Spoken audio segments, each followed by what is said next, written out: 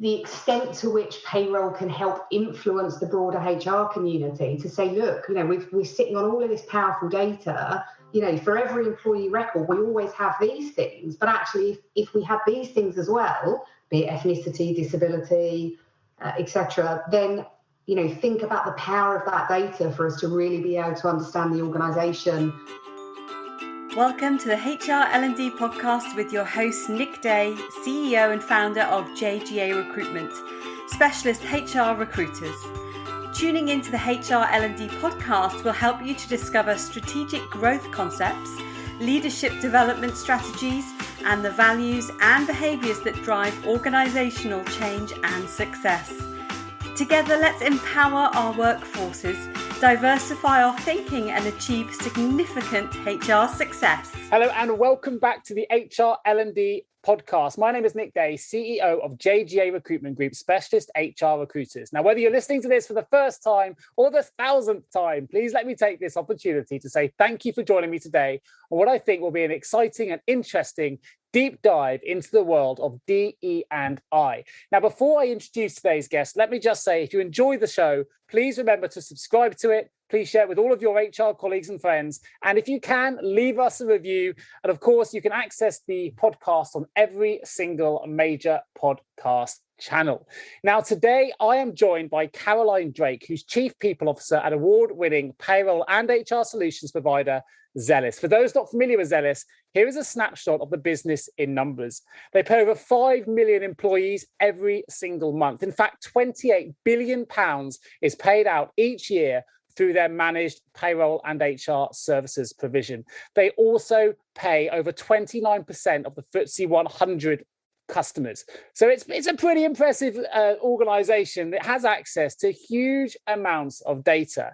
And interestingly, as part of the Zellis vision, which is to be a leader in the world of HR, reward, analytics, pay, and people experiences, they have decided to develop a report in cooperation with the Economist that is focused on diversity data that can determine what it is that's holding back progress in delivering effective data-led DE&I campaigns. Now, if you're wondering why a company largely focused on human resources decided to commission research on DE&I data collection, stay tuned because you're about to find out, because I think the results are fascinating. I don't want to give too much away. So, Caroline, welcome to the HR L&D Podcast. How are you doing today? Thanks very much, Nick. Doing well. Good. So let's talk about this study, because I'd love to know what it was that inspired you to create the study, which you've called Time to Act, 7 Principles for Effective DEI Data Gathering. What was the inspiration behind that report and what did it involve? Yeah, so I personally feel really passionate about diversity, equity and inclusion, and so does our CEO, John, and the broader exec team. And we're really keen to set quite an ambitious strategy internally at Zellis and to support our customers where we can. And so we felt it's such a dynamic and fast-paced field that we really wanted to commission some research to make sure that we've really got the latest views on how to approach this as we set out on our roadmap. Fantastic. I understand that there were over 1,000 employees based in UK and Ireland involved in this study. You worked with over 10 diversity, equity and inclusion experts to really sort of build this study and bring it to life. The research report, though, does indicate that there is a diversity data deficit. So for those listening, what does that mean? Yeah, really interesting. So really it relates to how comprehensive data collection is. If you think about it, data captured often doesn't cover the range of characteristics that employees identify with. And I don't think data capture is keeping pace with this dynamic and evolving field that I referred to earlier. Sure. So a couple of really simple examples. Organisations still talk about gender as male and female. We're actually asking the question, I am, with options for a woman, a man, non-binary, trans, or prefer to self-describe, is much more relevant in today's world. And another example would be organisations still sometimes asking colleagues to identify as Black, Asian, minority ethnic, which is a very, very broad categorisation. And actually many colleagues don't identify with it. And so they may choose not to submit data.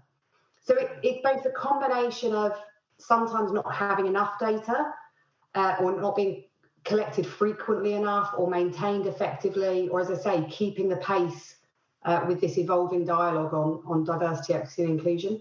Sure, that makes sense. Obviously, to get this kind of data, as you say, it can be quite sensitive. Not everyone identifies in the boxes we try and sometimes get them to identify within. And so in order then to get the right data, we need to be able to develop trust, I presume. So during the course of this study, what did you find in relation to that trust relationship with the employer, and how comfortable were employees in sharing some of this data with you?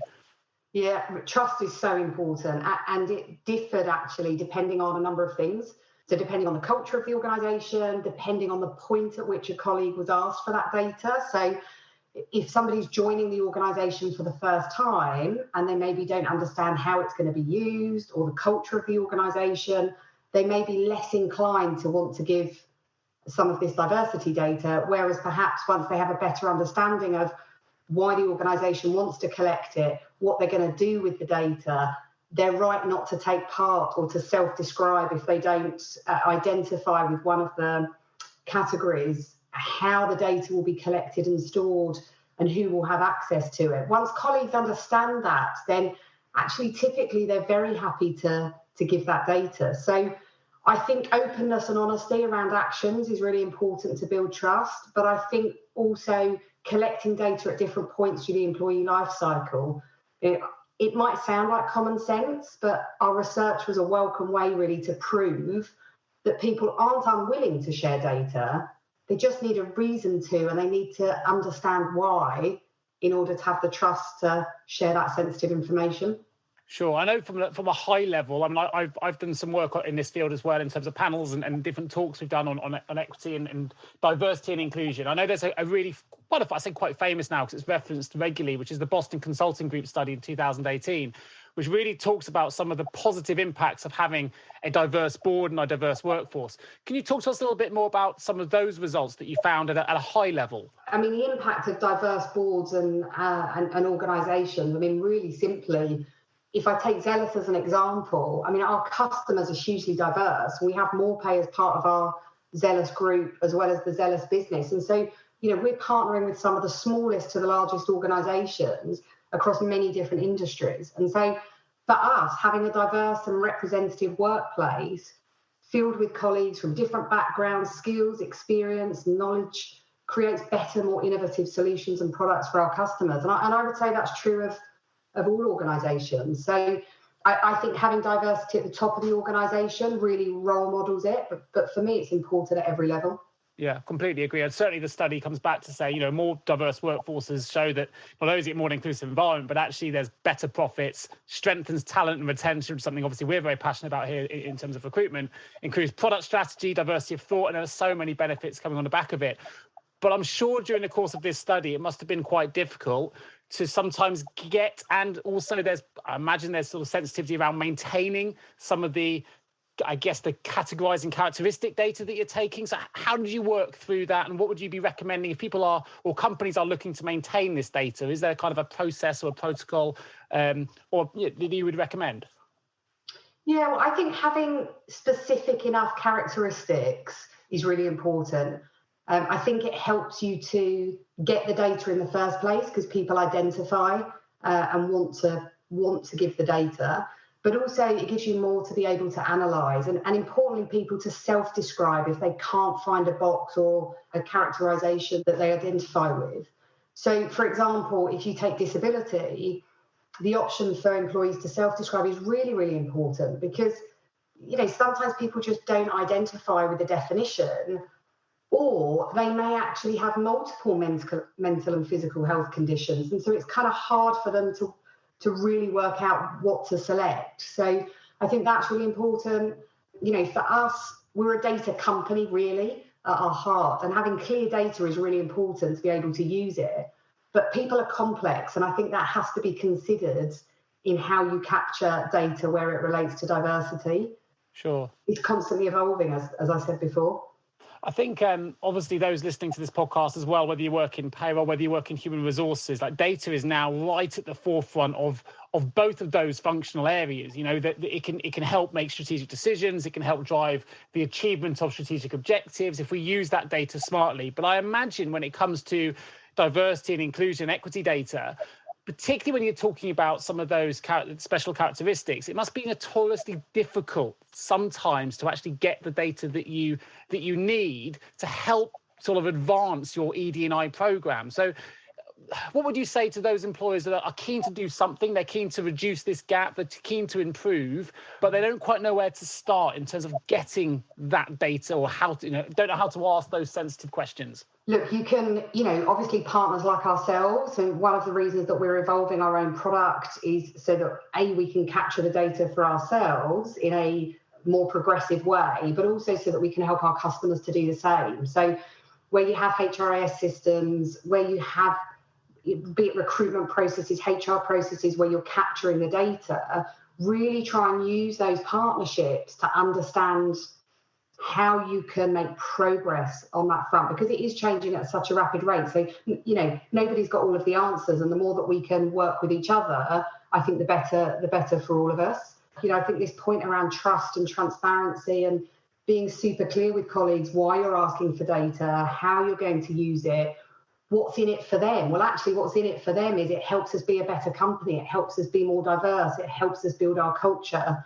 But it's not a one-off exercise. I think it has to happen at various moments through the colleague life cycle. And I think you need to constantly be communicating and be transparent about both why you want this data and how it's going to be used. Have you ever asked yourself, how can any recruiter understand my HR recruitment challenges? Please don't give up on your hiring challenges just yet. Here at JGA HR Recruitment, we appreciate the difficulties associated with attracting, recruiting and retaining top human resources talent. We also understand just how costly a poor hire can be. JGA HR Recruitment would like to partner with you to help you overcome your hiring challenges. Contact us today on 01727 800 377 or visit jgarecruitment.com to find out more. Sure, that makes total sense. I know there's a lot of reports saying that data is now the most valuable currency in the world because of what we can do with that data. And I think, A, that obviously means people are sometimes more sensitive about sharing it. But B, if it's used correctly, it can generate some fantastic results. It can help reduce some of these gaps that we're seeing in terms of pay and equity. Yeah. From your perspective, as a company that's right at the forefront of both HR and payroll services, obviously has access to significant amounts of big data, what can companies do with that data to make better use of it, to actually result in positive outcomes? And maybe Zellis are already doing some of the things, so maybe some of the services you're already providing some of your clients, but even if they're not working with a provider like yourself, is there anything for the smaller businesses as well that they can do with that data to really promote positive change? Yeah, absolutely. So, firstly, you need the data to understand what your starting position is. So, the most important thing is that any organisation, however big or small, starts the dialogue, has good intent to make progress from wherever their starting position is, and puts some actions, however simple or complex, around making progress. And so the first thing that data gives you, I think, is a starting point and an ability to measure and track progress over time. I think it also helps, again, however big or small your organisation is, it helps you really understand the makeup of your organisation. How representative is it of the customers that you serve, of the geographies that you operate in? And this point I said earlier about diversity of thought to innovate for customers, but also, for customers to feel that you understand them.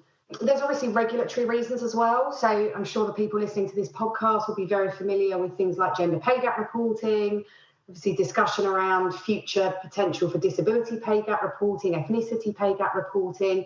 And so really good quality data helps organisations get that stuff right from the start. And you will remember at the start of gender pay, there were quite a lot of bumps in the road, shall we say, around the reporting of that data for organisations. Yeah.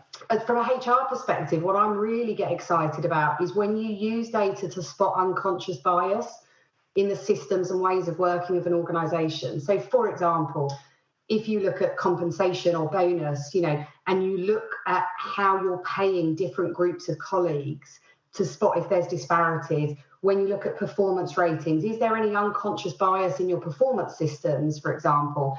Our engagement results, again, you can look at that through different lenses and different groups, all still anonymised, but to get a real sense of how different colleagues from different backgrounds, how engaged they feel with the organisation. And that's, for me, where it becomes super powerful. Sure, that makes total sense. And of course, if you're looking at it with that bird's eye view, when you look at it at scale, it's sometimes then you really spot a trend that you never knew was actually there, because you say it's unconscious, but actually when you do things across a whole business, wow, sometimes it can really stay in the face in terms of the results.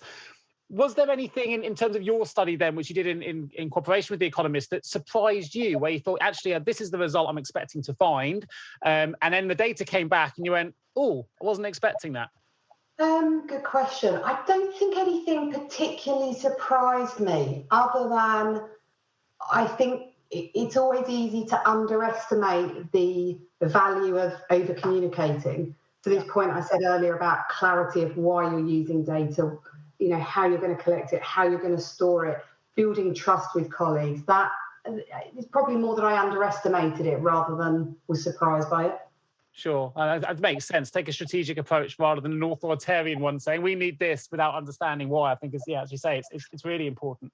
Something that's really interesting, and it's a drum that people know if they've listened to this podcast for a time, I bang regularly, but for both HR and payroll professionals, to really raise their strategic value in terms of board level strategic contributions. I'm a firm believer that you need to utilize data more and more now than ever before to help with those decision making. Of course, HR and payroll have access to huge volumes of data. From your perspective, what kind of data at the moment could an HR or payroll professional be utilizing, perhaps more than they currently are, to help drive some of those decisions? Is there new forms of data now with the kind of record keeping that we are taking, with the questions that we're asking, that could really help progress change going forward that perhaps we weren't doing even pre-pandemic? Yeah, I probably go back to the types of data that we collect and have, having specific enough characteristics to collect the data. I think that's really important. I suspect if most organisations went through either their payroll system or their HR system, there's probably quite a lot of data lacking. So you're never lacking on the things you need to actually pay people, like bank details, NI number, etc. But there's other data that is often missing. So the extent to which payroll can help influence the broader HR community to say, look, we're sitting on all of this powerful data, for every employee record, we always have these things. But actually, if we had these things as well, be it ethnicity, disability, etc., then, think about the power of that data for us to really be able to understand the organisation, as I say, how representative we are of customers, where we might be able to spot disparities or issues that you can't always see. They're not always obvious. It might be unconscious. And really to then be able to target interventions around that, because it's a very broad topic, diversity. And I think it can feel quite overwhelming, actually, for organisations to set out on a path to improve diversity, especially if you're a smaller organisation, because you don't have a big team of people who, live and breathe diversity, equity and inclusion every day. They've got lots of other things that they're doing. And so, both payroll and HR have a really valuable source of data. And the more that they can get that data complete, the complete picture, the more that they can maybe maintain the descriptions of what's captured through, making sure it's relevant and most recent government census, for example, so that colleagues are recognising the things they're being asked about. I think that's really powerful. Yeah, no, I totally agree. I guess some of it then, it's not just about using the data you've got at your disposal. It's identifying where the gaps are in your data and filling those gaps so you can, deliver better results. And if you're not, as you say, if you're not asking some of those questions or obtain that data now, let's identify what it is we're missing, so that we can go and get that data, ask it sensitively, ask for the right reasons, understand why we're asking, and then actually you can fill in some of those gaps. What about, though, then, if we use the gender pay gap reporting as an example, or as you say, we've got ethnicity pay gap reporting, others coming in as well. For the companies that have less than 250 employees, that don't legally have to get involved in some of that reporting yet, they might be listening to this, go, well, it doesn't really apply to me. I don't know if it's relevant for business of my size. Based on the findings you've had through this study, what would you say to those individuals? Well, I think even if you don't have to do it for regulatory reasons, it doesn't mean it's not a good reason to do it. Now, it may not be gender pay specifically, but it may be other things that you want to look at. And sure. When you deal with data, you're dealing with objective facts rather than kind of anecdotes and perceptions and reinforced bias that we, may or may not be conscious or unconscious. And so I think actually some of the most ambitious organisations when it comes to diversity, equity and inclusion are sometimes the smaller organisations in truth. So Caroline, why did a company largely focused on human resources commission research on equality, diversity and inclusion data collection? I think simply we believe it's good for us and we believe it's good for our customers. John Petter, who's our CEO, recently set out our ESG strategy, and 2 pillars were about doing the right thing by our customers and doing the right thing by our people. And data is where one of our strengths lies. And if we can use our product to both help ourselves, but in turn help our customers better understand their business, that feels a great place to be. And as I said before, we're setting a really ambitious roadmap within Zellis. And so by innovating our own data capture processes, deploying it in our own tools, it starts us on the road to realising that ambition. And I hope will make it easier for our customers to realise their own aspirations as well. Yeah, I think that's generally absolutely fantastic. I think it's really commendable that you're pushing the agenda forward, using the data at your disposal to make social change, which is what we need and what we want to see more of. And I think it's a fantastic study. Now, it's titled 7 Principles Any Company Can Apply to Improve DE&I Data Gathering Going Forward. I wondered, Caroline, if you can just share what some of those 7 principles are with our listeners. So the 7 key principles are about be clear about how the data is going to be used and explain that it's needed to promote fairness and inclusivity. Foster this inclusive culture, which enables colleagues to feel valued and heard. Frame data collection efforts as part of a company-wide transformation that involves everybody from the top to the bottom of the organisation.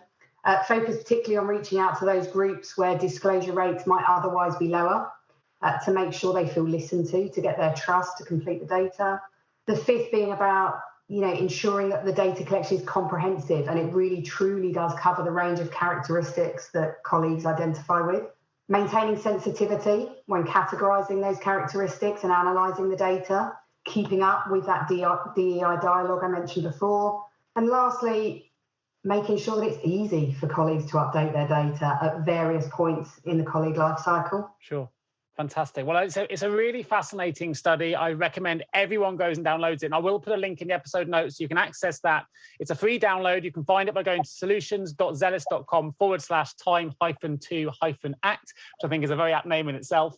And it's a really, really informative study that you can really digest in your own time. But actually, the findings are amazing and it can really help elevate the HR profession, the payroll profession, and actually businesses as a whole. If we use this data carefully, if we use it sensibly, then as a combination of all the clients coming together that take these ED&I issues seriously, we can really influence change. And that's the most positive thing. And it's amazing to see a business like Zellis, really acting at the forefront and making these changes possible and giving us the data to do so. So Caroline, thank you ever so much for talking us through that study. Just leaves me to say a huge thank you to Caroline Drake, Chief People Officer at award-winning payroll and HR solutions provider, Zellis. And of course, if you are an HR or L&D professional listening to this podcast and you have an HR, HRIS or L&D related vacancy that you would love some specialist HR recruitment support with, please do get in touch with me or my team. I would love to show you what a great HR recruitment experience can feel like. You can access my details at www.jgarecruitment.com. Just leaves me to say thank you ever so much, Caroline, for joining me today on the HR L&D podcast. I look forward to bringing you the next episode real soon. Many thanks. Thank you so much for tuning into the HR L&D podcast with your host, Nick Day, CEO of JGA Recruitment Specialist HR Recruiters. If you need any help with a current HR or L&D vacancy, then please get in touch with Nick and his team. All contact details can be found in the episode notes. In the meantime, to make sure you never miss a future episode, please subscribe to the show through any of your favourite podcast channels. Till next time.